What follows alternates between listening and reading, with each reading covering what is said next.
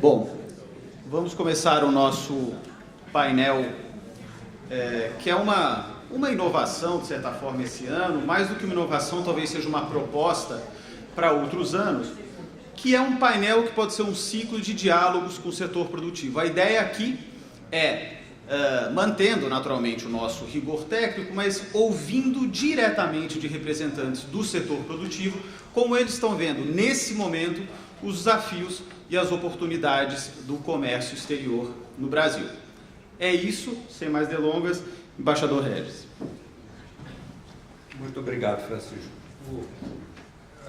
Eu não podia deixar de agradecer o IBRAC por essa oportunidade e pelo prazer de eu estar aqui entre amigos, discutindo um assunto que é um assunto vital para hoje, sobretudo vital a partir da nova orientação do governo com relação ao comércio exterior, com relação aos acordos comerciais. E eu quero, muito especialmente, parabenizar o IBRAC e, na pessoa do Francisco Negrão, por ter escolhido esse painel, que, como ele próprio disse, é uma inovação. Quer dizer, o painel se chama Diálogos com o Setor Produtivo, Comércio Exterior, Desafios e Oportunidades para o Brasil. Setor produtivo é tudo isso que falamos hoje, quer dizer, tudo que falamos hoje, toda a parte de comércio exterior, os acordos de comércio, competitividade, tudo é em benefício do setor produtivo brasileiro. Então, nós aqui vamos, quer dizer, e ter colocado o painel justamente como o último painel do dia, né, do seminário, foi muito sábio, eu acho. Quer dizer, então, nós vamos discutir hoje de que maneira o comércio exterior, os acordos, todos os problemas comerciais podem implicar e podem beneficiar o setor produtivo brasileiro. Então, eu não podia deixar de felicitar, muito especialmente, essa ideia inovadora, como o próprio Francisco disse. O Francisco disse também no início, ao começar o nosso seminário, que o painel se referia às oportunidades de reformas. As oportunidades de reformas como forma, estou lendo aqui, como aumento da competitividade e da inserção do Brasil nas cadeias globais. Também isso é muito verdadeiro. Quer dizer, são as reformas, e hoje eu acho que muitos falaram nisso, a Vera falou, por exemplo, nas regras, na convergência de regras. Essas reformas e as reformas do nosso arcabouço jurídico e dos nossos parâmetros regulatórios é que vão criar melhores condições para o nosso setor produtivo. Eu acho que hoje em dia, e estou convencido disso, hoje em dia não se trata mais de aumentar exportações só. Eu acho que o objetivo hoje de comércio exterior é criar um setor produtivo no Brasil que esteja mais inserido na economia global, que esteja mais convergente e mais harmonizado,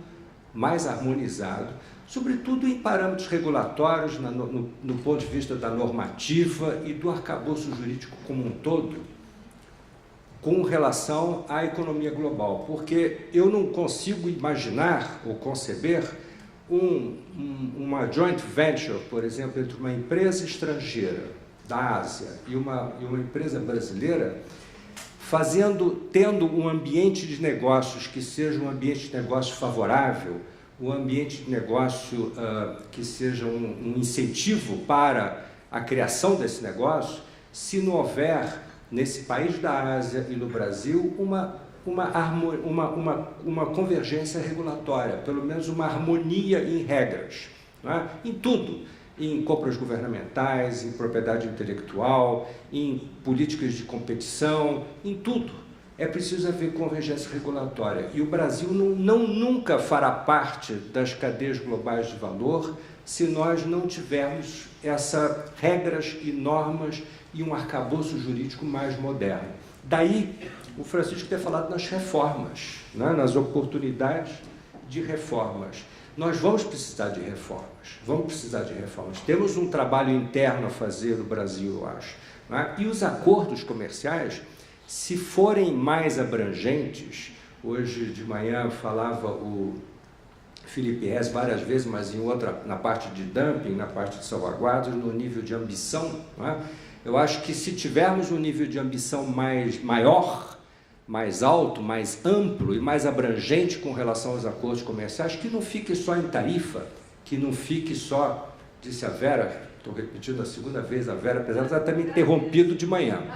Apesar de ela ter me interrompido de manhã, não devia nem mencionar. Se a gente continuar insistindo em agricultura, quando nossa agricultura está crescendo 3,5%, 4% cresceu em 2015, enquanto nossa indústria está afundando, né? Teve um crescimento negativo de 6%, se não me engano, no ano passado. Quer dizer, a gente não pode mais insistir, colocar na mesa de negociação como uma condição sine qua non a agricultura, dizer que nenhum acordo é possível se a gente não começar a negociar a agricultura. Não é que a agricultura não vai fazer parte do acordo, fará, mas fará parte da negociação global do acordo, sem que seja isso uma negociação, sem que seja isso uma condição sine qua non. E, segundo, a gente tem que parar também de priorizar para tudo tarifa. Tarifa, volto a dizer, é só para aumentar exportações, não é para criar no Brasil um setor produtivo, uma estrutura de um setor produtivo que seja que esteja mais inserido na economia global. Então, eu acho que a discussão desse painel tem tudo a ver com uma mentalidade e um modelo negociador mais de vanguarda. Os acordos hoje, falamos muito no TPP, né? Falamos da Aliança do Pacífico, fala-se em aproximarmos da Aliança do Pacífico, fala em a gente em adotar alguns dos modelos, alguns dos parâmetros do TPP, Estados Unidos e União Europeia, coisa que ninguém acreditou. Eu me lembro, quando eu era negociador do Brasil, me dizia, mas por que a União Europeia e os Estados Unidos não fazem um acordo entre eles? Não fazem porque não dá para fazer. Hoje estão fazendo, estão negociando, com todas as dificuldades que há, estão negociando um acordo entre eles, né? Aliança Atlântica, parceria atlântica, né? Entre eles dois. E todos esses acordos, tarifa é importante, mas não é o fulcro do acordo, não é o acordo como um todo, como foi o nosso modelo negociador nos anos 80 e nos anos 90. Né? Eu acho que a gente precisa ir um pouco mais adiante e ter um nível de ambição mais abrangente com relação aos acordos bilaterais, regionais.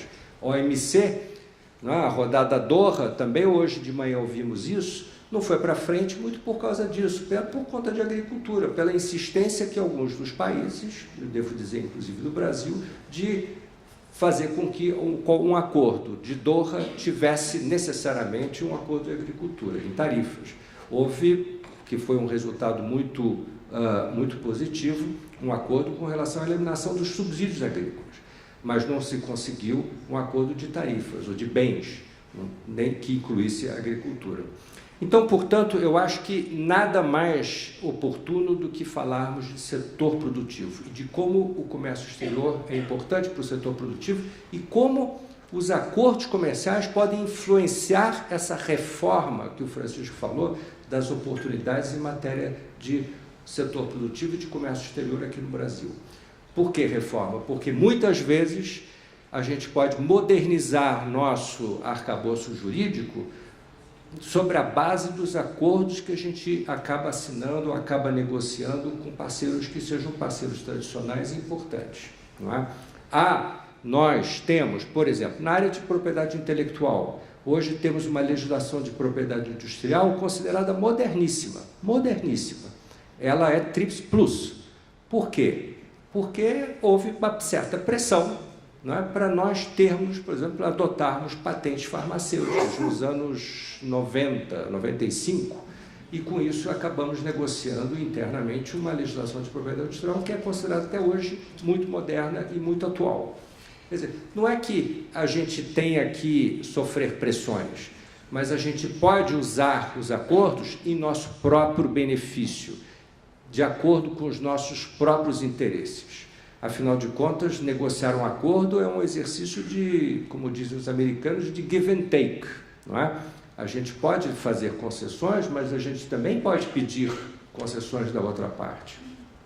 Isso tudo vai beneficiar e pode e deve beneficiar o nosso setor produtivo.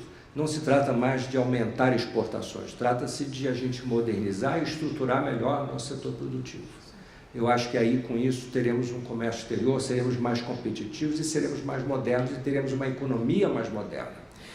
Bom, passo a palavra para o Klaus, justamente sobre o nosso painel sobre diálogos com o setor produtivo. Muito obrigado. Ok, obrigado, Regis, boa tarde a todos. Bom, o que o embaixador falou é muito claro, e nós temos essa visão no setor de máquinas, né? Muitas vezes aí ouvimos, olha, os setores brasileiros são muito protecionistas, ou não são protecionistas, estão com problemas. Na verdade, quando nós comparamos todas as condições de negócio, e é isso que vale no final, né? A negociação no final vale para que nós possamos ter melhores condições de negócio, e eles também, seja lá quem forem. Até essa terceira geração de acordo, ela leva a uma visão de melhora de todo o Brasil, todo o setor produtivo brasileiro. E aí tem uma situação muito interessante. Por quê? Porque nós temos uma realidade brasileira muito distante da realidade dos melhores países em matéria de produtividade, facilitação de comércio, etc, etc. Para vocês terem uma ideia, nosso setor concorre diretamente com importações, com taxas de financiamento muito mais baixas que as presentes aqui no Brasil. Isso é uma realidade. Tá? O Brasil ele é fechado até certo ponto, nós temos a concorrência direta aqui dentro. Nós exportamos com um resíduo tributário de quase 6%. Nós temos uma alíquota real aplicada muito mais baixa do que aquela nominal que nós temos em 14%. Tudo isso é um conjunto que mostra que existe uma realidade mais áspera, mas nós não estamos preparados nem de longe para assumir e para suportar, e aí vem uma corrida muito grande, e é difícil você ter essa resposta tanto do setor privado quanto do governo, que esses acordos trarão uma nova realidade. E que, como foi falado aqui, é muito positivo utilizarmos e olharmos o acordo como uma forma de repensarmos a nossa realidade, como nós estamos vivendo. Eu tenho, eu tenho exagerado um pouco o meu escopo de trabalho e tenho visitado e trabalhado em consultoria junto com empresas pequenas e médias brasileiras do setor de máquinas e equipamentos.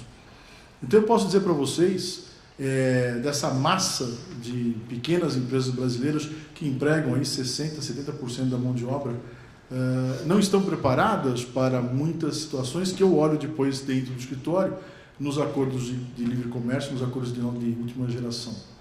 Então, nós temos uma lição de casa muito grande para fazer, e não há tempo de ficar pensando, nós temos que agir, e nós estamos agindo lá para preparar o nosso setor para isso, e aí sim o acordo é uma referência. Se o acordo trata de todos os setores imagináveis e possíveis, de regras, etc, etc, nosso setor tem que estar preparado. E eu falo do meu setor e olho outros, nós não estamos ainda preparados. Tá? Essa é a realidade. E não adianta também sentar na nossa cadeira de setor produtivo e falar, olha, o governo tem que fazer A, B ou C. Sim, ele tem que fazer A, B ou C. Mas nós temos que provocar também realizando. Então, a situação que nós temos hoje, e é uma situação aparentemente de caos, mas sempre é de caos no Brasil, nunca deixou de ser de caos, na verdade. Se vocês derem uma olhada em políticas industriais e situações econômicas dos últimos 20 ou 30 anos, vocês vão ver que o caos está presente quase sempre, não é uma novidade, e a gente está acostumado com isso, infelizmente, e espero que a gente deixe de ficar acostumado com isso em breve, mas ainda somos acostumados com isso. E não há o que fazer a não ser se movimentar. Né? Para nós, quando nós olhamos a situação hoje do nosso setor, situação de exportação, situação de importação, cadeias globais de valor, por exemplo, é um assunto interessante. Nossa situação política volátil, câmbio volátil, o que eu tenho ouvido nos últimos 10 meses na entidade? Eu preciso parar de importar partes de peças, porque eu preciso trazer o câmbio para dentro da minha cadeia para ganhar mais competitividade na exportação. Ou seja, ele tem que sair da cadeia para ganhar mais competitividade, porque ele vai conseguir produzir mais barato aqui por causa do câmbio. Isso é uma demência. Mas é uma verdade. Ele fala, a peça que eu pagava 2, estou pagando 3 aqui no Brasil, agora está 2,40. Vale a pena comprar aqui dentro. Só que quando ele vira para dentro, ele não acha quem faz mais também, porque ele está 10 anos ou 5 anos importando, o cara não faz mais aquela peça, aquele subsistema, enfim, aquele equipamento que ele precisa incluir no dele para fechar uma máquina completa. É uma insanidade. É uma insanidade. Né? Eu, dentro da entidade, já apanhei, não fisicamente, graças a Deus, mas na questão de cadeias globais. Então, tem gente que fala, você é louco, o que é isso? Você está maluco? Não pode ser assim. E enquanto o dólar estava 2, eu estava lá, vamos lá, temos que fazer isso, é o futuro e tal. Aí quando o dólar 4, eu apanhei. Tá vendo? Olha você, bobão, que estava falando aí de cadeias globais de valor. Ninguém vai querer. Então, o que nós precisamos trazer para dentro de casa, e a parte do governo é importante, lógico, nós temos que mostrar ao governo, levar essa responsabilidade, fazendo a nossa parte, não é de ficar sentando e pedindo, tá? Mostrar essa situação. Não dá para deixar de ser integrado, não dá para deixar de pensar em acordo, não dá para pensar em tarifa só, não dá para pensar, olha, reclamar, tem a UEG nos Estados Unidos, eu não consigo exportar. E me perguntaram, o que nós temos no Brasil? Nada. O Brasil não tem nada. Você importa o equipamento. Qual é a norma que tem? Que é verificada no porto? Nada. Né? Então você precisa fazer alguma coisa. Depende do que você quer fazer. Né? Olha, vamos ver as regras do acordo, como é que isso funciona, como é que isso vai ser encarado daqui para frente, o que você pode fazer ou não. Então, na verdade, em comércio exterior, na prática, pelo menos na visão do que eu tenho tido setorialmente, setor que exporta 9 bilhões de dólares por ano, é a seguinte situação. Nós temos um meio país para construir, em comércio exterior, em cadeias globais de valor, em visualização de acordo, só que nós temos que construir do jeito certo. E o jeito certo não dá mais tempo de ficar tentando, como nós tentamos nos 30 ou 40 anos, para a esquerda, para a direita, para o centro, para trás, para frente, não. E aí eu concordo totalmente com o que o embaixador falou agora há pouco. O acordo, os acordos, os modelos, o formato, seja lá ele bom ou ruim para a gente, ele é um modelo, um formato para ser olhado e pensado e rapidamente usado como uma referência para nós. Porque será assim daqui para frente, já é assim em certos pontos. Não adianta ficar pensando em fazer tomada de 3 pininhos, não esquece, não é assim. Então o que nós estamos lá trabalhando? Trabalhando da seguinte forma, comparando nosso setor com o setor internacional, seja qual for o país, referência, Estados Unidos, Europa, Alemanha, seja o que for, tá? E qual é a situação hoje? Tá? É melhorar a gestão das empresas, trazer inovação tecnológica, pesquisa e desenvolvimento e se enquadrar nas regras de comércio que são inexoravelmente certas que vão ocorrer daqui para frente. Não adianta a gente botar a cabeça embaixo da areia e achar que nós vamos continuar fazendo o negócio que nós fizemos nos últimos 30 anos. Não vamos. Tá? E aí existe sempre aquela cadeia toda de empresários, quem trabalha em entidade convive, é normal, natural, que estão ainda pela cabeça antiga. Não adianta mais. Não dá para mudar a longo prazo. O Brasil tem que mudar a curtíssimo prazo. Tá? E nós estamos fazendo dessa forma. Então, às vezes parece uma coisa um pouco etérea, você fala, olha, nós vamos fazer inovação, pesquisa e desenvolvimento, vamos olhar os acordos, vamos pensar na coisa dessa forma, vamos olhar o governo com a questão de resíduo tributário, cadeias, custo de mão de obra, custo financeiro, questão tributária. Ok, tem tudo isso. Mas o que nós estamos fazendo é fazer a nossa parte para cobrar essa outra parte de forma mais eficiente, para mostrar que realmente da porta para fora é o que sobrou. E nós temos, e aí você fala do meu setor de máquinas, mas isso eu olho outros setores, a situação também é muito similar. Nós temos grandes espaços ainda a serem cobertos com gestão eficiente, com uma exportação como um fator estratégico da empresa. É outro ponto importante. A gente vê muito a exportação, por exemplo, olha, eu vou exportar porque o mercado interno está ruim. Né? Então, depois o mercado interno fica bom, eu paro de exportar. Então, essa empresa, e essa é uma parte que pensa assim, nós estamos trabalhando fortemente para mudar esse mindset.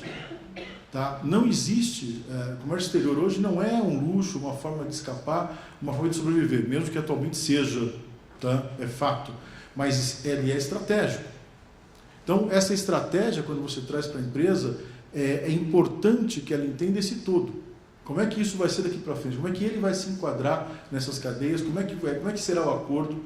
E aí ontem mesmo estava uma reunião grande de empresários e a pergunta era o seguinte: se fizer acordo com a União Europeia, o que a gente ganha? Essa é a pergunta. O que a gente ganha?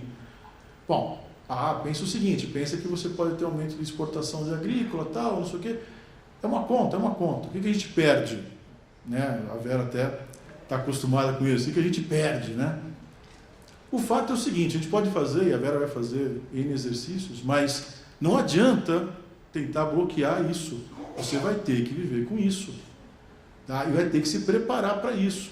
Então o pessoal começa a pensar, bom, então peraí, então eu tenho que estar como eles? Sim, tem que estar como eles ou melhor. O que a gente precisa fazer? Então, para o setor privado hoje, o que eu vejo, tá, é uma grande missão urgente de se adequar não só aos acordos, mas sendo o acordo como uma referência, à realidade mundial. Por quê? Outra coisa que acontece muito interessante. Então no mercado interno está tranquilo, a gente tem isso, tem aquilo, a gente segura. Tá. Então tinha lá uma pequena máquina de 150 milhões de dólares, uma planta quase completa. E aí, qual era a taxa de juros da fornecedora da Europa? Era 0,65%. E a máquina vai ser montada aqui, vai ser financiada por lá. Qual é a nossa taxa de juros? Vocês imaginam? Não preciso nem falar. Tá? Num negócio desse porte, taxa de juros às vezes vem antes do produto até. Então não adianta a gente pensar que lá fora vai ter briga, que aqui fora não vai. A briga é global faz parte do mercado interno. O mercado interno está no global. Então não adianta pensar, olha, como é que vai ser? Não, já é. Tá? Então, assim, acho que o recado importante que eu queria deixar para vocês é o seguinte: não tem mais tempo para a gente ficar pedindo câmbio, juros, política industrial, etc, etc. Tá? Tem um trabalho grande para fazer e os acordos são uma referência fundamental para entender e alinhar os setores privados para onde nós temos que caminhar. Obrigado.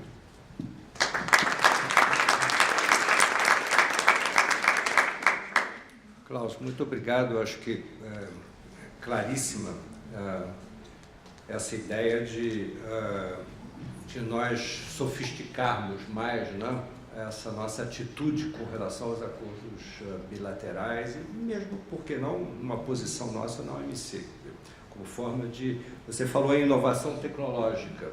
Isso me fez lembrar o setor eletroeletrônico brasileiro, né? O setor eletroeletrônico brasileiro, hoje, o setor eletrônico não fabrica um só componente. Tudo é importado CKD. Tudo é importado CKD e montado no Brasil. Chegamos, isso foi dito pelo próprio setor eletrônico para mim, chegamos a fabricar monitores, aqui no Sudeste, inclusive, né, e Manaus, há 10, 15 anos atrás. Hoje nem mais isso fabricamos, monitores de televisão. Então, o déficit do setor eletroeletrônico, quer dizer, importa todos os componentes, monta, não é, e vende, sobretudo de Manaus, a partir de Manaus, no mercado interno. Mas então eu passaria agora para o Davi. O Davi é do setor de fertilizantes. Eu não disse, aqui queria fazer um disclaimer antes sobre a agricultura. Eu não disse, agricultura, graças a Deus, nossa agricultura vai muito bem, obrigado. Essa que é a verdade. Nós somos competitivíssimos no mercado internacional em matéria de agricultura. Onde falta competitividade é na parte de manufaturados de indústria. Eu só me lembro hoje de manhã, a embaixadora da Nova Zelândia, né, estava nos dizendo que eles são exportadores líquidos de produtos agrícolas, como o Brasil. Sabe? Como se nós não tivéssemos uma indústria, praticamente. Não sei se vocês estavam aqui hoje. Mas ela disse, somos na Nova Zelândia, aí mostrou uma foto de umas vacas no campo, não é? E dizendo, somos igual ao Brasil, produtores agrícolas, mais nada. É isso que eu acho que a gente não devia permitir que acontecesse no Brasil, porque temos uma indústria importante, importantíssima, né? A BIMAC, por exemplo, a parte eletroeletrônica. Então, passo para o Davi com esse disclaimer de que a parte da agricultura é fundamental, é a agricultura que está sustentando hoje o nosso superávit comercial, na verdade, não é? Mas é preciso também pensar em competitividade na indústria. Por favor, Davi. Ok, obrigado. Bom, boa tarde a todos. Gostaria de agradecer em nome do Francisco ao IBRAC pelo honroso convite. Estou aqui desde manhã, para mim foi uma aula muito grande, parabéns pela essa iniciativa, que ela continue para sempre. Ok, prezados, em virtude do adiantado da hora e também pelo escopo ser bastante amplo, eu vou tentar imprimir uma velocidade um pouco alta aí para a gente conseguir atender o tempo, mas tentar também passar os principais pontos. Então, a gente vai falar rapidamente a importância do agro, importância dos fertilizantes para um agro sustentável, para o Brasil e para a segurança alimentar global. São tantos desafios e oportunidades, né, que nos 15, 20 minutos seria muita ousadia tentar passar por todos eles, né? Então, vamos tentar citar alguns principais e algumas conclusões. Basicamente, todos nós sabemos, o nosso embaixador acabou de comentar, nós temos aí um papel relevante no mercado mundial do agronegócio, né, com produtos também importantes, se colocando entre primeiros, segundos lugares, entre produção e exportação, como todos sabemos. Ou seja, um papel relevante. É muito interessante observar que dos 10 principais produtos da nossa pauta de exportação, 8 são do agronegócio. Esse é um tema interessante porque os fertilizantes, como todos sabemos, é um essencial e vital insumo que sustenta esse resultado através da produtividade no campo, sem o qual esse valor poderia ser seriamente atingido. Aqui nós podemos observar a participação importante do agro nas nossas exportações, 43%. Podemos ver que enquanto os demais produtos estão com saldo negativo, nós estamos praticamente no mesmo valor absoluto em saldo positivo, na ordem de 82 bilhões, 80 bilhões em 2014. Embaixador, esse é um slide interessante, que eu falo, é uma má notícia, mas ao mesmo tempo ela está dentro do item potencial. Por quê? Porque a gente fez uma análise, desculpe, para voltar, só está indo para voltar. Olha só, nós fizemos uma análise de todos os municípios do país e a gente pode observar que nós temos ainda um coeficiente de variação muito grande da produtividade por o Brasil ser um país continental. Então, por exemplo, você pega um caso de um município que faz 6 quilos por hectare, tem um município do lado dele que faz 10 mil quilos por hectare. Então, o Brasil é um gigante com um potencial gigantesco. E mesmo a soja, você nota, ela tem ainda um coeficiente de variação em torno de 17% em torno da média de produtividade no Brasil. Então, esse já é um sinal amarelo. Isso também vale para as demais culturas, né? Por exemplo, aqui no feijão eu tenho 1 quilo por hectare, tem municípios que fazem 3.600 quilos, um do lado do outro. Então, para tentar responder ao desafio que a FAO tem colocado para o país, se ele tem condições de alimentar ou contribuir com 40% do aumento da sua produção atual para alimentar 10 bilhões de pessoas em 2050, nós fizemos um trabalho bastante grande, utilizando sistemas de informação geográficas, através de cruzamento de mapas de satélite, e numericamente nós chegamos em algumas conclusões interessantes, né? A metodologia pode ser melhorada, mas ela pela primeira vez conseguiu dimensionar todos os municípios do país, fazendo cruzamento de shapes, de tipos de solo, por meio antrópico, por produtividade, onde você consegue então ter um planejamento estratégico até 2060, conforme eu vou rapidamente passar com vocês. Então, tem toda uma metodologia, e nós consideramos que para um município sair da sua condição atual de produtividade, para ele passar para o próximo nível previsto pelo conhecimento, seriam necessários 10 anos para se passar os 5 patamares previstos pelo conhecimento hoje, onde você consegue atingir uma produtividade máxima, até para enxergar o nosso ponto de máximo das curvas de produtividade. Muito bem.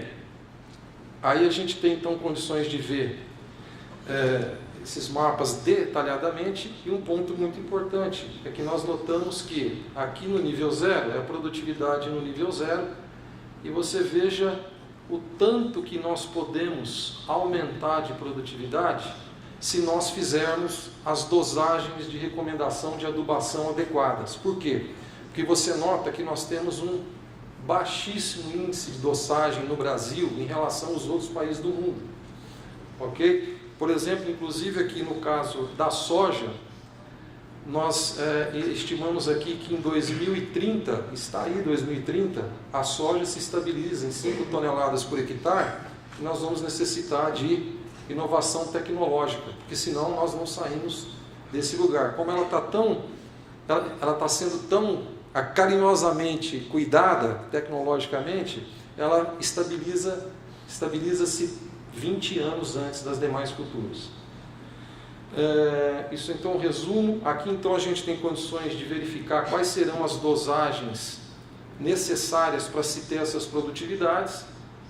Nós conseguimos aqui, ó, isso é um exemplo de case mundial em biotecnologia, através da fixação biológica. Eu não considerei então o nitrogênio para a cultura de soja. Você não precisa usar o nitrogênio através de adubação, né? via fixação biológica. Esse é um exemplo que economiza alguns bilhões de dólares por ano para o país. Consequentemente, quando você então enxerga o nosso potencial, você vê que dá para se antecipar várias safras, se relacionando com metodologias importantes, como a do Ministério, a da Fiesp. Você vê então um grande potencial de antecipação de safras. Muito bem, pessoal. Então, aqui nós vemos um dos casos, na minha opinião, um dos cases mais representativos de sustentabilidade no mundo. Por quê? Porque enquanto a área plantada praticamente permanece constante aqui no Brasil, você nota que a nossa produção agrícola ela vai crescendo 4% ao ano. A área plantada apenas 0,86, e nem precisaria ter essa área aqui de 0,86, com uma correlação fortíssima, logicamente, com os fertilizantes e a produtividade. Consequentemente, nós temos então já conquistados 107 milhões de hectares de área poupada, ou seja, se nós parássemos no tempo e utilizássemos a produtividade de 1976, 1,26 toneladas por hectare, essa área azul seria necessária para ter a mesma produção que nós tivemos no ano passado.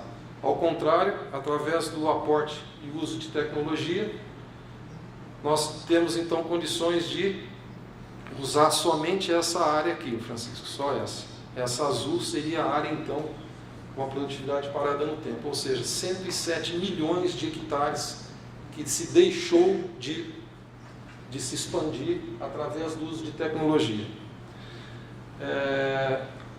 Consequentemente, nós temos um potencial até 2060 de chegar em 440 milhões de hectares de área poupada, ou seja, a gente não precisa derrubar uma árvore, nenhuma árvore, para atender a FAO ainda com tranquilidade, mas para isso a gente tem que ter cada município do país no seu potencial adequado.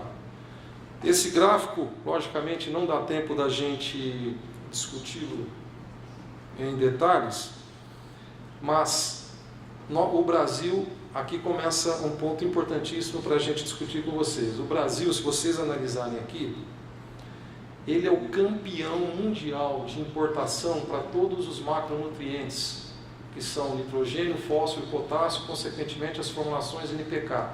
Nós somos campeões de importação de nitrogênio, de fósforo, de potássio, e o Brasil tem a maior taxa de consumo de fertilizantes do mundo. Ele cresce 4 vezes mais rápido do que o mundo, só que tem um detalhe: nós somos o 4º maior consumidor e consumimos apenas 6% de todo o fertilizante do mundo.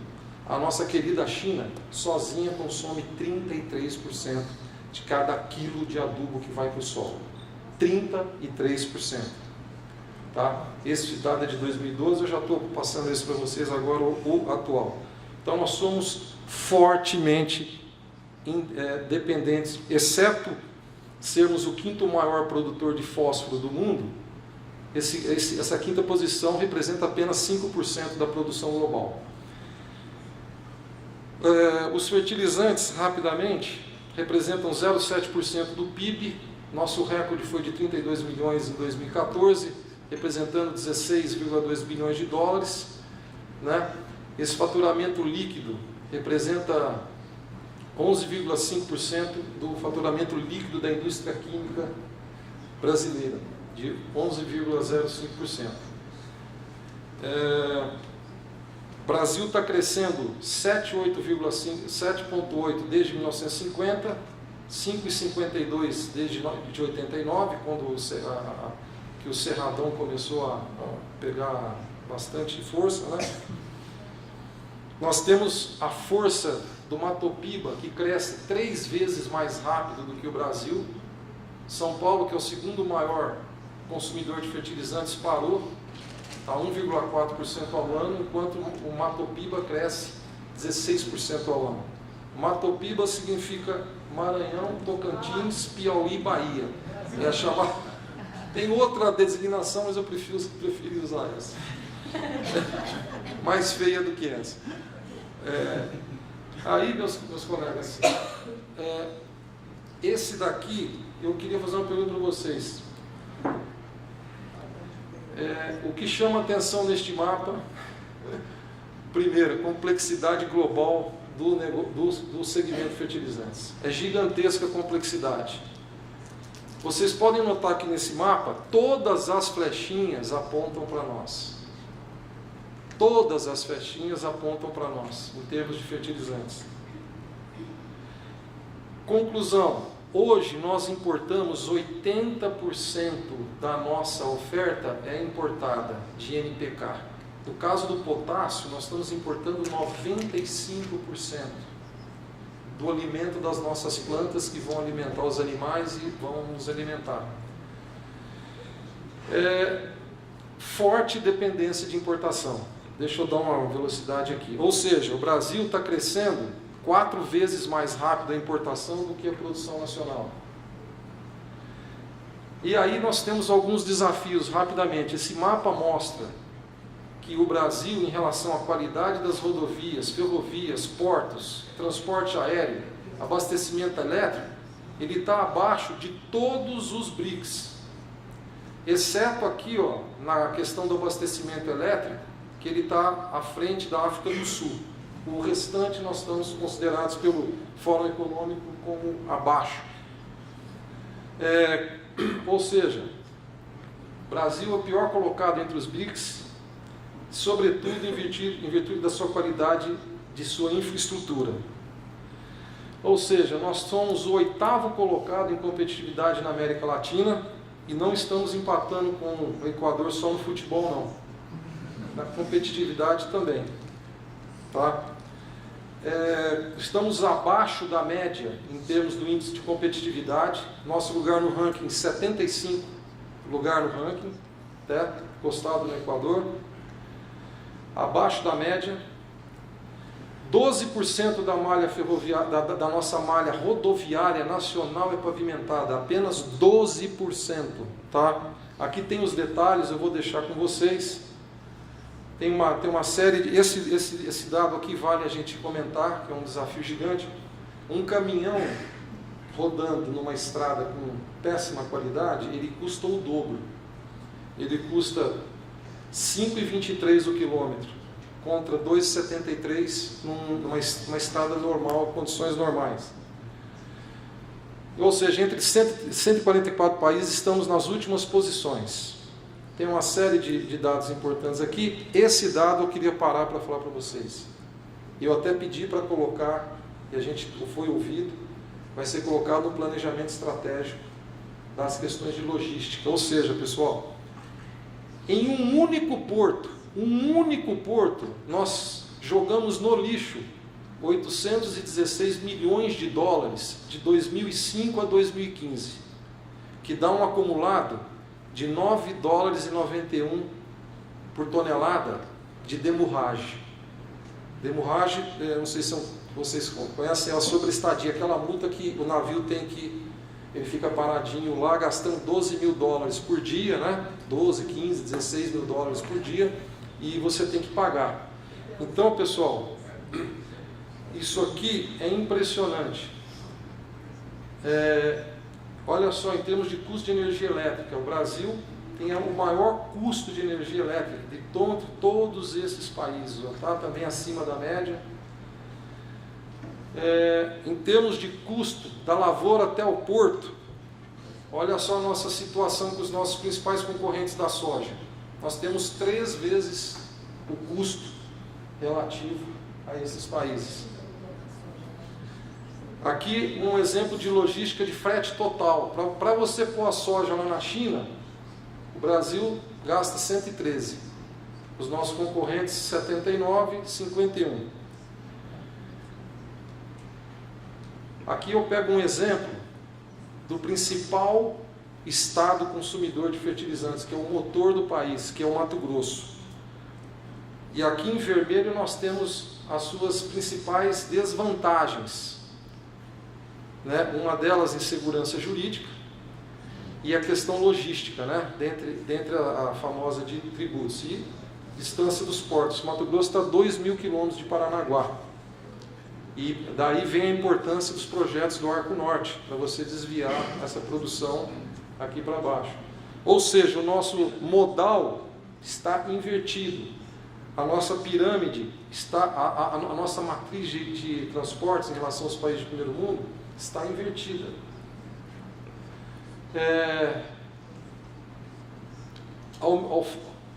Da mesma forma que esses gargalos são reais, eles se transformam logicamente em grandes oportunidades de investimento de novos projetos, estradas, ferrovias, etc. Já estou acabando. Então, pode usar o tempo que precisar, o ministro vai atrasar mais uns 15 minutos.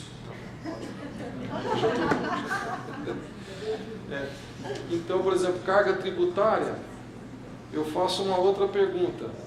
A qualidade dos serviços é a mesma do que os nossos países que têm aproximadamente a mesma carga tributária? E a complexidade brasileira, do seu ponto de vista de tributos? O custo de controle? Conclusão, pessoal.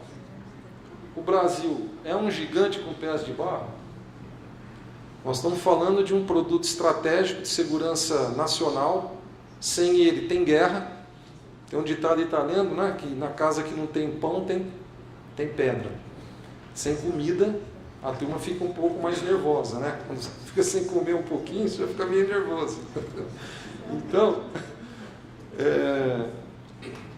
tanto que na história das guerras você vê que a grande maioria delas foi por causa de ou questões geográficas ou questões de alimentação.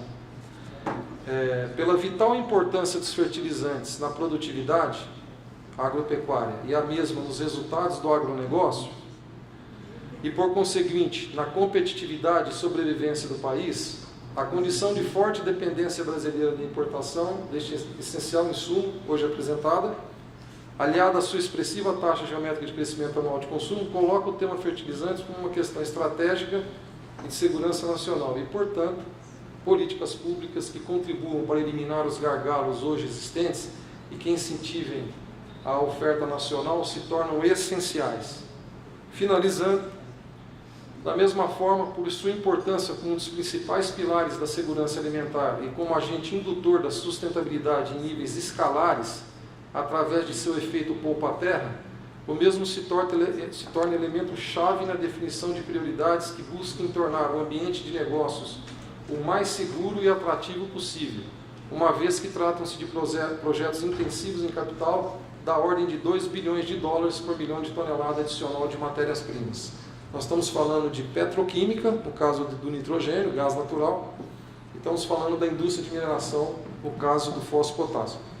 Pessoal, tentei fazer um resumo, o mais resumido. Foi uma honra estar aqui com vocês, viu? Muito obrigado.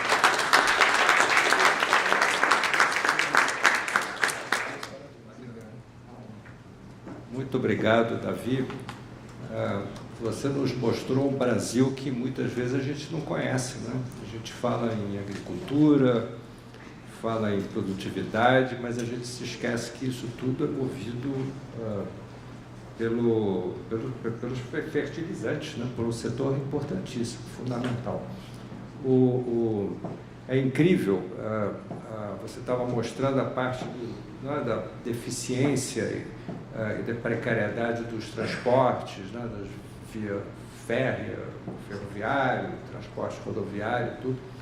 E é incrível, a gente fala muito em custo Brasil, não é? Em todas as deficiências que existem, as dificuldades que existem, e é incrível, o setor agrícola do agrobusiness é um setor heróico, né? Porque com todo esse custo Brasil, nós conseguimos ainda ser competitivos, né? Eu me lembro, e me lembrei agora, ouvindo o Davi, que quando a gente estava negociando a primeira oferta, o Brasil estava negociando a primeira oferta que fez, e as duas primeiras ofertas fez com a União Europeia, Mercosul, União Europeia, obviamente que a carne, como até hoje o açúcar, etanol, são os produtos mais importantes na parte da agricultura, e eu me lembro que naquela época, eu não sei quanto é que estará hoje, é uma boa coisa para a gente pesquisar, mas naquela época, a tarifa ad valorem para carne congelada na União Europeia, e a gente pagava essa tarifa, era de 270% ad valorem. Quer dizer, ainda, a gente pagava e conseguia ainda entrar no mercado europeu, não é? Com 270 de tarifa. A nossa, hoje, e naquela época também, a nossa maior tarifa é 35%. Né? Quer dizer, e depois dizem que nós temos um perfil tarifário alto. É verdade, temos, mas nós não temos pelo menos esses picos tarifários que os Estados Unidos e que a União Europeia têm, né? E que são tão prejudiciais para as nossas exportações. Bom, com isso, Francisco, eu acho que... Marina, meu Deus, está do meu lado. Marina, por favor, desculpa.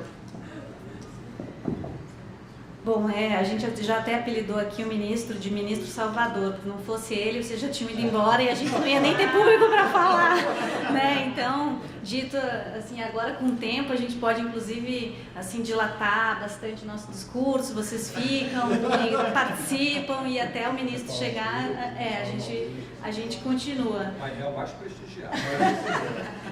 Mais prestigiado. E aí me cabe esse triste desafio que é fechar um pouco dessa discussão, falando de oportunidades e desafios para o setor produtivo.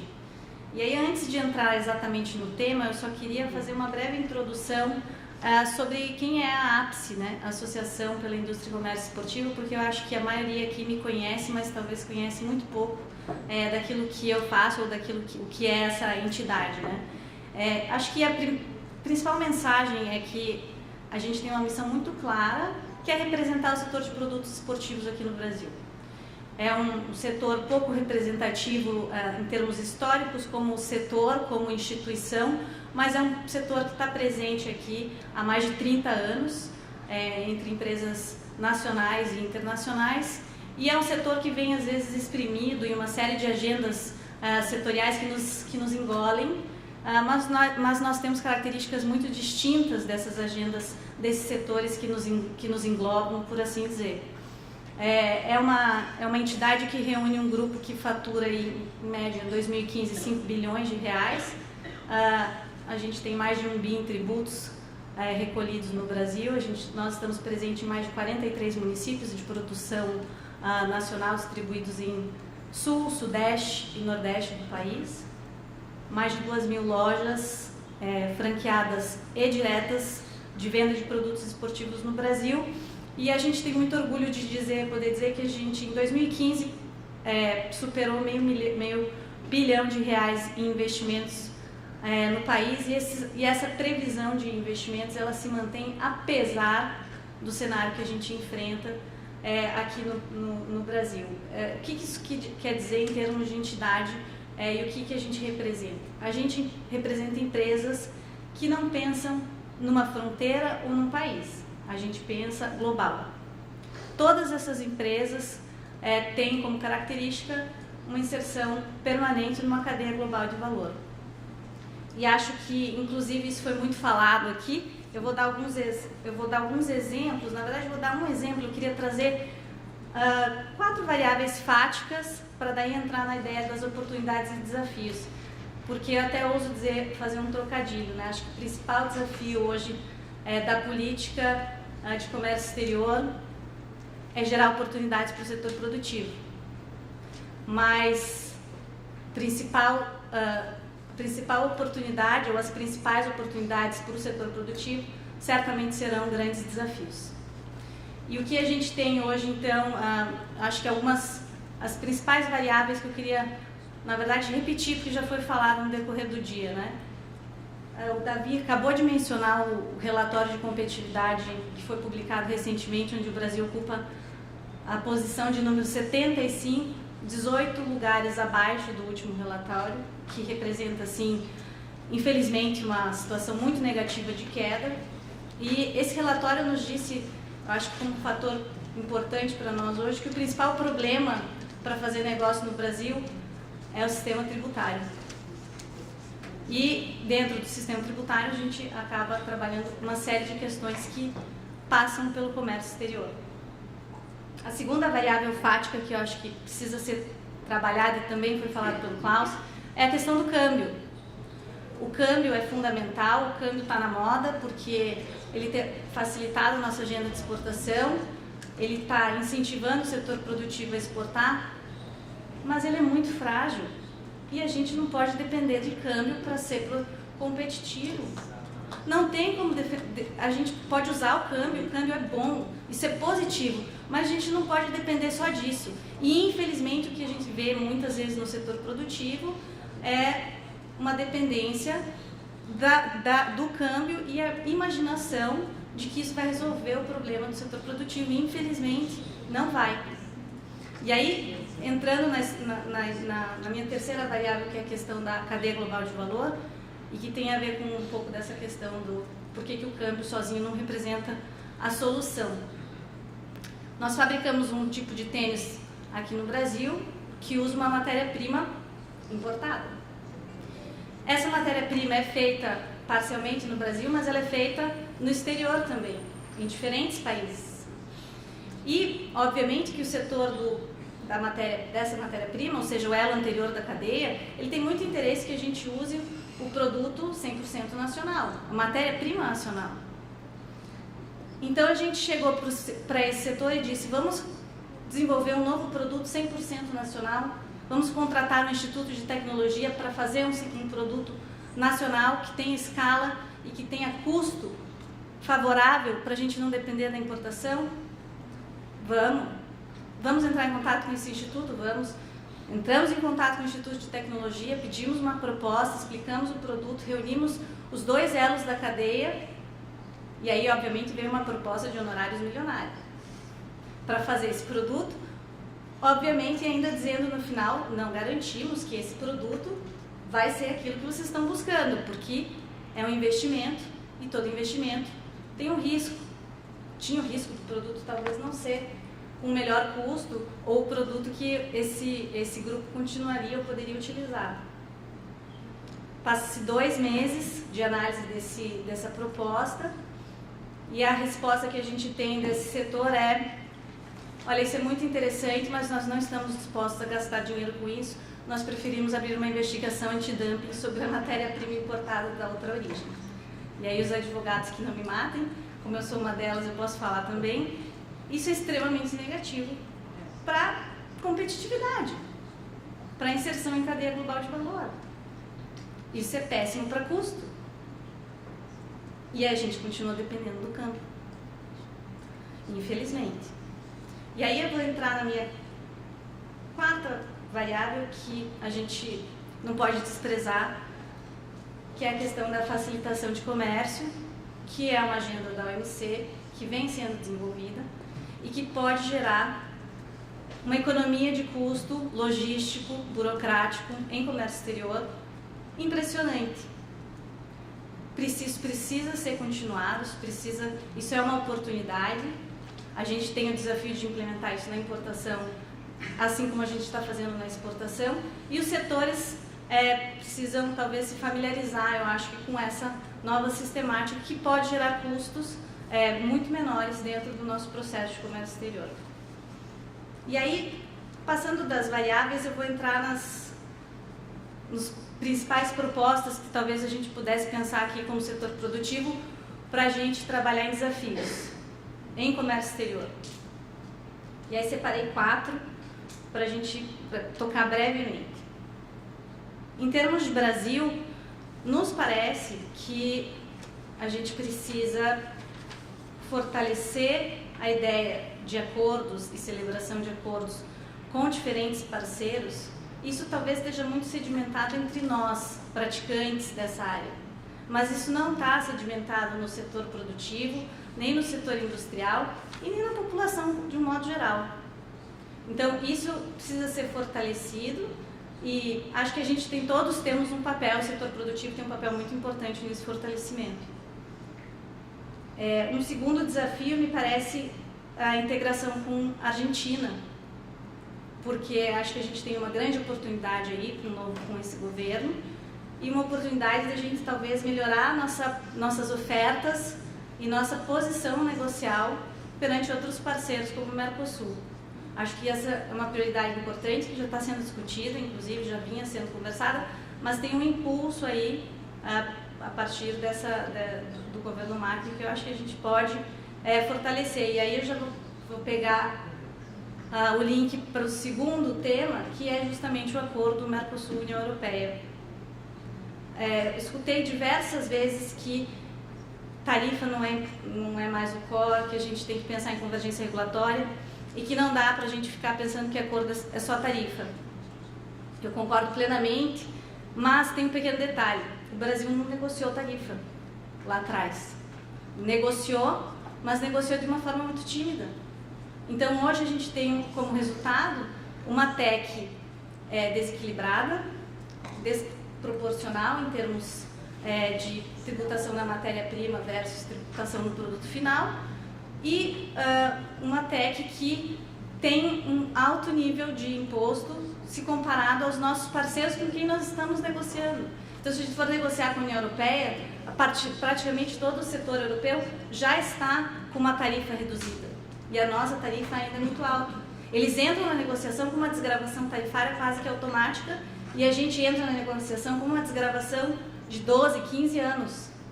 Então, é claro que tarifa não é o core, mas a gente não tem como não olhar para a tarifa e não corrigir isso. Porque senão a matéria-prima que a gente precisa, ela vai gerar custo. Ela vai gerar um custo que não beneficia o setor produtivo, pelo contrário, só piora o setor produtivo.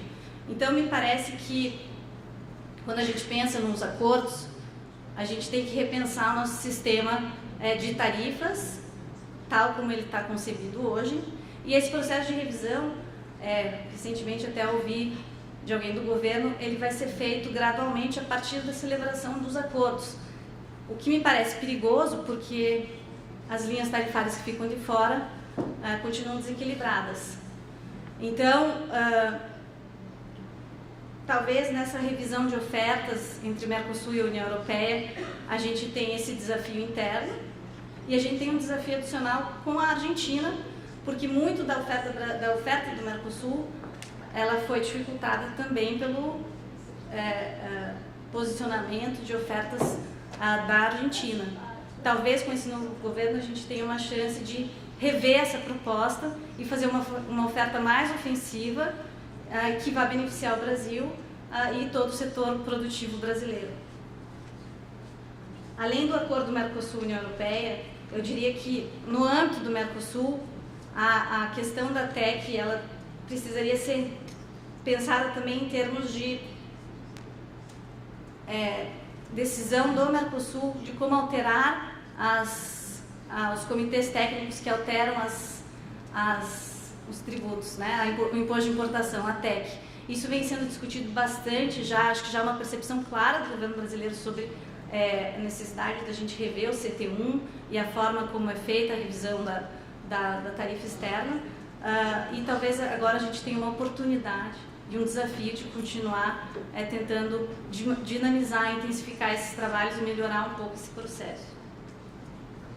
E aí, por último, pensando no universo de acordos e mega acordos, acho que na semana passada o pessoal da GV já deu uma pincelada, a CNI também, sobre como os acordos serão mais benéficos do que prejudiciais para o Brasil. Quer dizer, a gente ganha entrando e a gente perde muito ficando de fora, porque nossos parceiros estão fechando as portas para nós de uma certa forma, ao abrir as portas para os membros do TPP.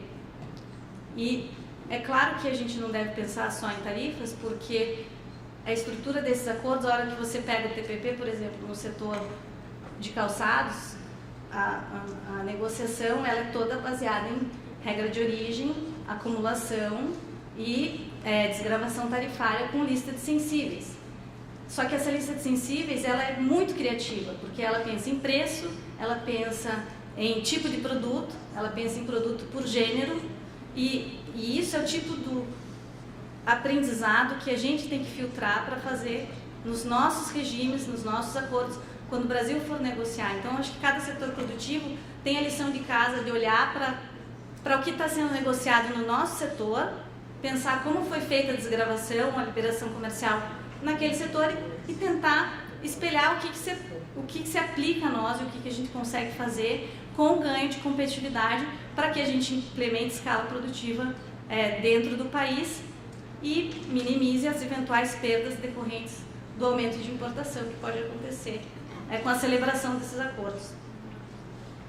E aí, para fechar, eu acho que seria importante a gente pensar, acho que o ministro Serra comentou isso no seu discurso de posse, sobre celebração de acordos com outros parceiros, além daqueles que já estão sendo feitos, de uma forma, acho que muito primorosa, aí nos últimos 15 meses, pelo MRE, pelo MDIC, mas a gente tem que pensar nos outros parceiros mesmo.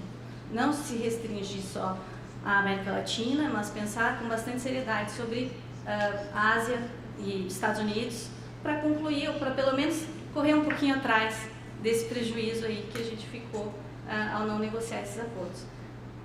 E com isso acho que eu vou encerrar o meu... Não vou contar nenhuma piada. Minha mensagem era essa, mas enfim, fico à disposição.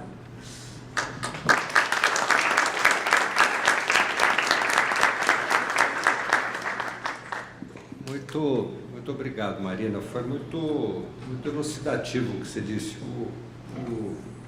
A questão das tarifas, né, das altas tarifas do Mercosul, é verdade, é muito verdade. Na verdade, as tarifas industriais do Mercosul têm sido usadas como moeda de troca para a obtenção de concessões agrícolas nesses acordos, né? Isso, sobretudo, no acordo Mercosul-União Europeia. Eles têm interesse, obviamente, na nossa desgravação tarifária, no mercado livre para os nossos produtos industrializados, para importações de produtos industrializados, e temos usado essas tarifas mais altas como moeda de troca para produtos agrícolas. Foi isso que aconteceu também na própria rodada Doha, embora não tivesse havido um resultado final. Com relação à TEC, você mencionou o CT1, né, o Comitê Técnico. Eu sou eu trabalhei com o Mercosul 20 anos, fui embaixador no Mercosul. Qualquer revisão da TEC nunca será feita a partir do CT1. Havia uma doutora Rosária Batista, no MDIC, que dizia: você quer engavetar algum assunto, põe na gaveta, manda para o CT, manda para o Comitê Técnico. E é verdade, a TEC, se há uma disposição de revisar ou de mudar a TEC, é político. Tem que ser uma decisão política, tem que ser uma decisão dos órgãos decisórios do Mercosul, que é o GMC, o Grupo Mercado Comum, ou mesmo o Conselho do Mercado Comum, que são os chanceleres. Quer dizer, qualquer decisão a respeito, ou qualquer iniciativa a respeito, sairá daí, não sairá do CT. É uma perda de tempo Eu devo dizer isso, eu trabalhei 20 anos nisso, devo dizer isso. Mas era esse comentário que eu queria fazer. Bom, agora sim, eu acho que não há mais ninguém para falar no nosso painel. Muito obrigado, Francisco. Não sei se quer que eu faça para perguntas. Eu solicitaria encarecidamente que os membros, especialmente os membros do Comitê de Comércio Internacional do IBRAC, fizessem perguntas.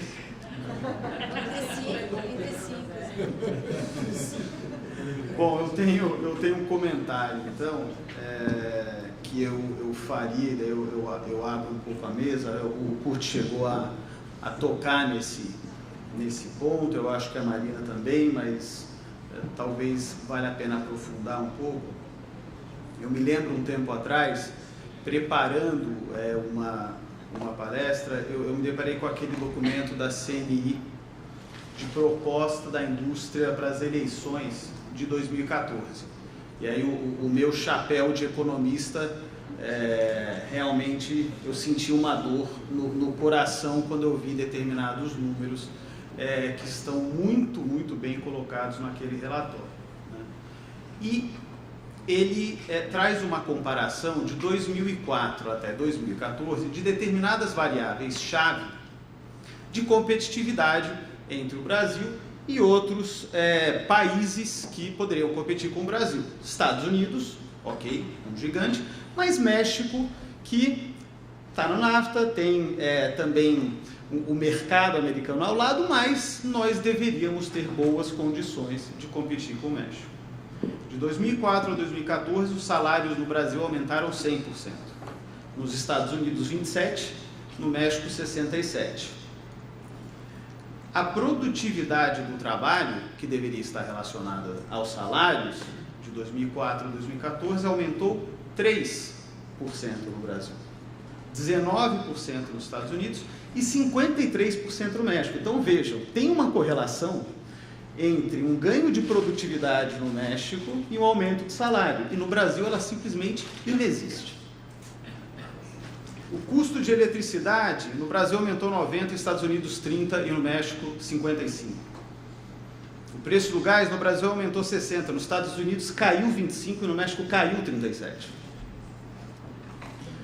Taxa de juros eu não vou nem comentar. Carga tributária 35% no Brasil, em torno de 20% nos Estados Unidos e no México.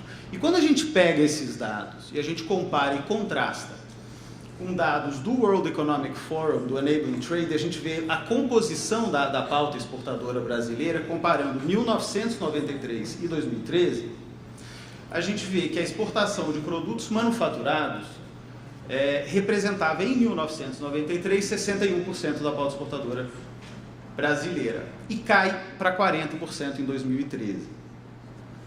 De produtos básicos, em 1993, 24%, duplica, aumenta para 48% em 2013. É óbvio que isso está relacionado com os outros fatores de custo que a gente mencionou aqui. E ainda voltando, também dando um dado com relação à inserção do Brasil nas cadeias globais de valor, teve um estudo recente que mencionava que, se eu não estou enganado, apenas em torno de 40% do que era importado no Brasil era processado para posterior manufatura, o que é um percentual extremamente baixo, né? Então, no contexto dos nossos desafios e oportunidades, e Kurt, eu devo dizer aqui publicamente que eu gostei muito da sua posição de vamos nos preocupar em pedir menos e vamos nos preocupar em mostrar mais. Eu tinha até, enquanto eu preparava a fala de hoje de manhã, que eu cortei ela pela metade, porque essa era uma ideia importante. Eu acho que todos os países têm questões, e é natural e é humano, termos atividades de rent seeking. Isso é normal. Não sei se o Brasil tem uma atividade de rent seeking muito superior à média, mas numa situação em que a gente já parte com uma desvantagem tremenda, ilustrada por esses números que eu dei, o papel, a mentalidade e a energia e a força que isso o brasileiro já tem, mas do setor produtivo, em se concentrar simplesmente em resolver e não pedir, Eu acho que é algo que o Brasil precisa, e o Brasil precisa especialmente hoje. Porque resolvendo, você tem um fundamento muito, muito maior para pedir. E fechando só esse comentário, passando um pouco a palavra para vocês, para algumas reflexões nesse sentido, vinculando a questão do rent seeking, ou não rent seeking, a diversas iniciativas legítimas, por exemplo, de defesa comercial, que corrigem situações desleais. Alguns poderiam argumentar que a perpetuação de medidas antidumping pode, em algum determinado momento, se confundir com uma atividade de rent seeking. Eu deixo isso para o debate. Agora, os nossos produtos manufaturados caíram de 61% para 40% em 20 anos da pauta exportadora brasileira.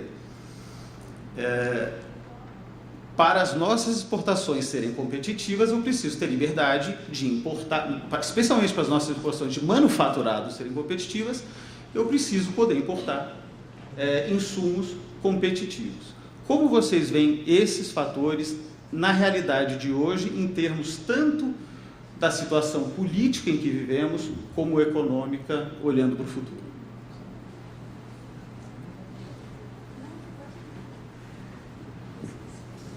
Bom, então vai demorar mais meia hora, né? A história é longa. Olha, é exatamente isso. Aí tem vários capítulos, tá? Nós começamos um movimento há alguns anos atrás mostrando que havia uma desindustrialização. Apanhamos. Depois todo mundo veio junto.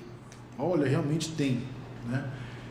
Falamos, olha, está sendo primarizada a pauta. Aí de repente, você olhou, tem. Então, o que é importante para a gente falar no setor produtivo, quando eu falo e acho que nós temos que fazer, nós temos alguns comparativos na BIMAC. Pegamos empresas que elas estão produzindo no Brasil, nos Estados Unidos, na Europa e na China, tá? E comparamos, porta para dentro, porta para fora, né? O que acontece para dentro, para fora, produtividade, etc, etc. Dentro da empresa, tá? A produtividade brasileira é superior à chinesa. Então quer dizer que a condição está para porta para fora, para o chinês é melhor, tá? E em alguns casos a nossa é superior à europeia. Nos Estados Unidos é difícil, eles são produtivos mesmo. Então, o que a gente vê é a situação nossa nesse caminho todo, nesses números negativos para a indústria de transformação, e que abriu espaço com todo o mérito para a primarização. Não é que nós somos contra exportar agrícola, nós ganhamos dinheiro com a agrícola, porque nós vendemos máquinas para o setor agrícola. Então, para nós, a agricultura é fundamental, para toda a cadeia de alimentos, exportação de alimentos. Então, para nós, isso é fundamental. Agora, o fato é que máquinas e equipamentos estão no começo da cadeia. Lá no começo, a gente percebe quando a coisa está parando, quando a coisa vai parar de vez, porque nós somos os primeiros que param e os últimos que recomeçam. E nós estamos reduzindo velocidade há muitos anos e não temos previsão para retomar essa velocidade. E aí esses números aparecem muito claramente, como foi falado agora. Então está caindo a produção, está caindo a produtividade, lógico. Por quê? Quem é o empresário hoje da indústria de transformação que vai investir em máquina, em meios de produção, para melhorar alguma coisa se ele está com uma capacidade ociosa de 30%, 40%, 50% da sua fábrica? Você só investe em máquina, você só investe em alguma coisa quando você está pelo menos razoavelmente bem com uma previsão de mercado. Então o que acontece do empresário hoje é difícil chegar para ele e falar o seguinte: olha, você tem que investir 10 milhões em P&D e tem que melhorar a tua produção e tem que investir mais 5 milhões em máquina e talvez mais alguma coisa em logística e tem que colocar um pessoal que sabe mais aqui. Investe uns 30 milhões que você vai ficar bem. Ele fala, é verdade, mas o mercado está ruim. Estava ruim e ainda está ruim. Então, esse o ovo, a galinha, né? O que vem primeiro, na verdade, é que tem a questão das oportunidades para o Brasil, que é o mercado internacional. Tanto na entrada quanto na saída, quanto na importação e na exportação. Não estamos falando que nós temos que exportar mais e pronto. Não. Nós temos que fazer mais trade. Temos que comprar e vender, importar e exportar. Importar o que nos interessa e exportar aquilo que nós somos minimamente competitivos. Não sou competitivo? Vamos buscar essa competitividade. Agora, o governo, a situação que nós estamos vivendo agora, os últimos meses, ou no último ano, e que vem pela frente, a solução não virá daí. A solução não virá daí. A A solução virá de nós olharmos o mercado internacional e nos integrarmos a ele da melhor forma possível. E aí sim começa, e a gente está acompanhando isso, eu tenho feito isso em algumas empresas, inclusive, então eu falo do macro, estou vendo o micro também das empresas, algumas empresas que começam a pensar, opa, peraí, nessa visão, nessas oportunidades que estão aparecendo, eu posso investir. Ele está investindo no mercado internacional.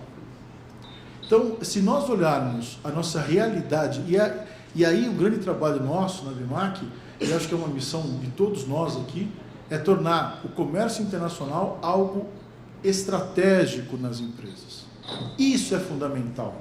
E não como algo spot. Agora eu vou passar a fazer exportação porque está ruim o mercado.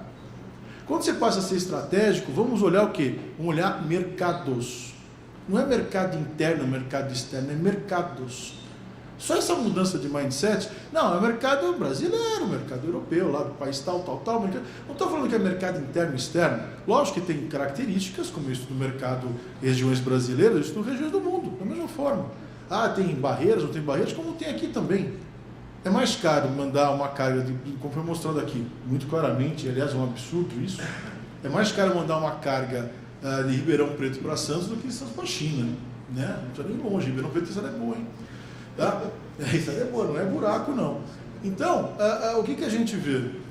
Essas variáveis estão na mesa? Estão, mas nós não vamos ter a solução dentro da nossa casa, que eu digo Brasil. A solução vem de nós nos tornarmos internacionais, nós pensarmos também nos acordos, acordos têm modelos para nós pensarmos. Quando você olha o acordo como modelo de pensamento, já te ajuda. Além do acordo em si, a BMAC fez um trabalho enorme para se posicionar em relação à União Europeia, em relação ao México. A gente sabe que nós somos um dos trade-offs maiores com a União Europeia. O setor de máquinas vai ter que dar muita coisa, porque o setor de máquinas da Europa é a referência mundial. Mas então eu tenho que olhar o seguinte, o que eu vou ganhar nesse acordo? É na agricultura? Pode ser. Então, como é que eu trabalho o acordo na agricultura? O acordo na agricultura me interessa como máquina. Aquela coisa, não é agricultura, não, essa reunião não é minha. Né? Eu sou NAMA. Não, você não é NAMA. Você vai ganhar dinheiro se a agricultura ganhar dinheiro, se você souber fazer de uma forma que você continue nesse mercado por mais tempo para você conseguir brigar melhor no mercado interno, que é um mercado, não é interno, é um mercado. Então, essa mudança de mindset é difícil. Mas os números mostram que se você não mudar, você está morto. Eu sou meio cavaleiro do apocalipse nas empresas lá, eu faço um pouquinho de pressão, que é o seguinte, gente, quem não estiver exportando daqui a 5 anos está fora. Quem não estiver no mercado externo está fora.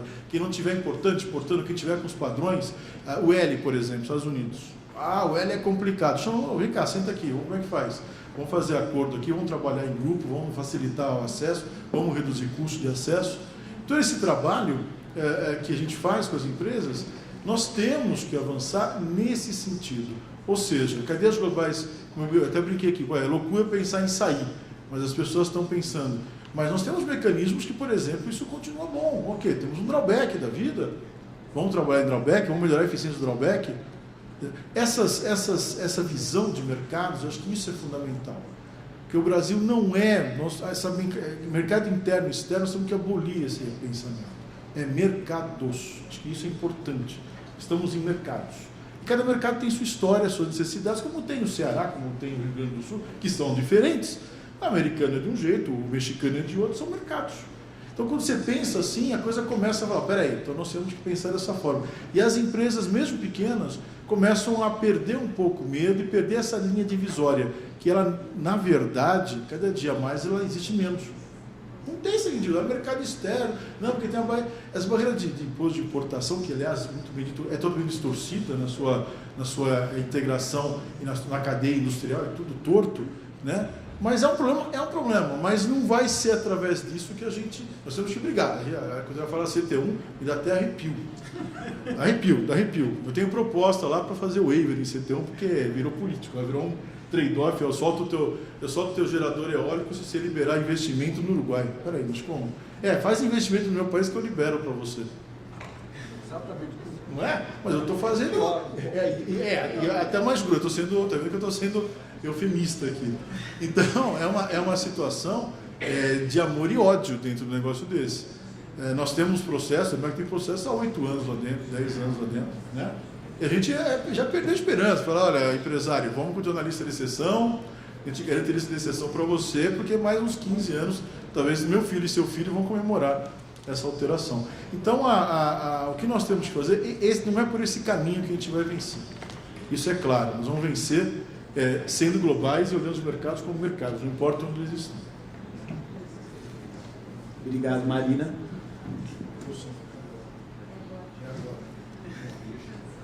Tá quase. Quanto tempo você quer que eu fale aqui? 53 minutos. Pelo amor de Deus. Não, eu na verdade acho que só queria fazer uma observação sobre o rent seeking com a defesa comercial que o Francisco comentou, né? E acho que tem a ver inclusive com o exemplo que eu trouxe aqui. É claro que as medidas de defesa comercial são legítimas e têm que ser aplicadas na medida da deslealdade do comércio que se verifica, mas infelizmente o que a gente percebe, e eu digo isso por vivência própria, é que muitas vezes o setor produtivo ele se ampara nisso como uma muleta e passa-se 20, 25 anos com uma mesma medida e nada acontece com o setor produtivo daquele produto no Brasil. E aí a gente vem falar de potencial exportador de outros países, a gente vai falar de competitividade e é óbvio que a gente escuta da autoridade, nada disso me interessa, porque eu olho o dano, dumping e nexo causal. E fica uma conversa de surdo, porque eu tenho um setor falando, não, a gente precisa falar de demanda, de capacidade de demanda, de competitividade, e o outro lado falando nada. Não é isso que eu olho quando eu olho para o processo, eu olho uma deslealdade, a deslealdade existe. Se o setor não é produtivo, se o setor não é competitivo, se o setor não tem capacidade para suprir a demanda, continuo aplicando da mesma forma, daí você vai buscar outros meios de fazer isso ser analisado. Então, acho que o processo tem que continuar existindo, mas acho que o setor produtivo, como bem colocou o Klaus, tem que mudar o mindset, porque esse é um instrumento que acho que o Felipe comentou aqui, gerou polêmica hoje de manhã, da década, né, lá de trás, não preciso nem voltar lá na rodada do Uruguai, e se você quiser voltar antes ainda, quando foi a primeira minuta de acordo antidumping. E, infelizmente, hoje a gente não consegue acompanhar isso. O setor produtivo acostumou a usar isso com uma outra mentalidade. Acho que é isso que a gente precisa aculturar para incentivar a um pensamento um pouco mais pró-mercado, e não mercado doméstico, mercado europeu, chinês, enfim, como você bem colocou. Acho que o rent seeking ele tem que ser, acho que, contemporizado nesse sentido.